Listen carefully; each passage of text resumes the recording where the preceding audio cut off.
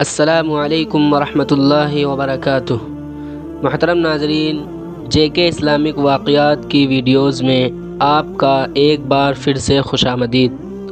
آج ہم بات کریں گے قابیل اور حابیل کے بارے میں۔ قابیل اور حابیل کون تھے، اور قابیل نے اپنے بھائی حابیل کا قتل کیوں کیا، اور کیا یہ دنیا کا سب سے پہلا قتل تھا؟ اللہ تعالیٰ نے قرآن مجید میں حضرت آدم علیہ السلام کے دو بیٹوں قابیل و حابیل کا ذکر کیا ہے، اور ہم تم کو سناتے ہیں کہ حضرت آدم علیہ السلام اور حوا علیہ السلام سے بہت اولاد ہوئی۔ انہی میں دو بچے قابیل و حابیل تھے۔ قابیل بڑا لڑکا تھا، لیکن یہ ماں باپ کا کہنا نہیں مانتا تھا۔ حابیل چھوٹا بھائی تھا جو ماں باپ کا کہنا مانتا تھا۔ اقلیمہ ایک لڑکی تھی جس سے قابیل شادی کرنا چاہتا تھا، مگر حضرت آدم علیہ السلام و حوا علیہ السلام اس کی شادی اپنے چھوٹے بیٹے حابیل سے کرنا چاہتے تھے، جو نیک اور شریف تھا۔ اس لیے قابیل اپنے ماں باپ اور بھائی کا دشمن ہو گیا۔ اللہ میاں نے حکم دیا کہ تم دونوں قربانی کر کے پہاڑ پر رکھ آؤ، جس کی قربانی قبول ہوگی اس سے اقلیمہ کی شادی کی جائے گی۔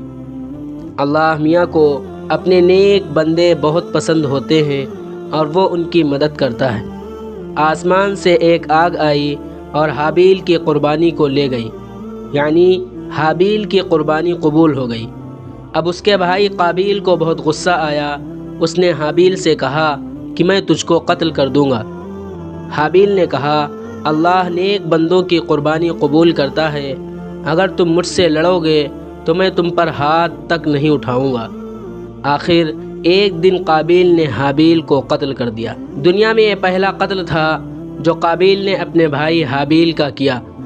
قتل کرنے کے بعد قابیل کو فکر ہوئی کہ حابیل کی لاش کا کیا کرے، کس طرح چھپائے۔ اس نے دیکھا کہ ایک کوا چونچ سے زمین کھود کر ایک دوسرے مرے ہوئے کوے کو دفن کر رہا ہے۔ تب اس نے بھی اپنے بھائی حابیل کو زمین کھود کر دفن کر دیا، اور خود جا کر آگ کی پوجا کرنے لگا۔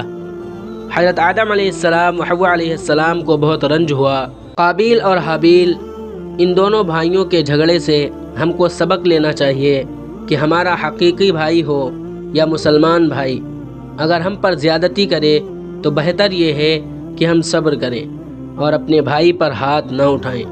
قابیل نے اپنے بھائی کو قتل کیا۔ قیامت تک لوگ اس پر لعنت کرتے رہیں گے اور اس کو برا کہتے رہیں گے۔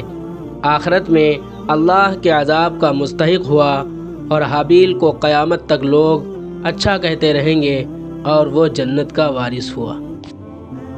محترم ناظرین، امید کرتا ہوں کہ ہماری یہ ویڈیو آپ کو پسند آئی ہوگی۔ اگر ویڈیو پسند آئی ہو تو چینل کو سبسکرائب کرنا۔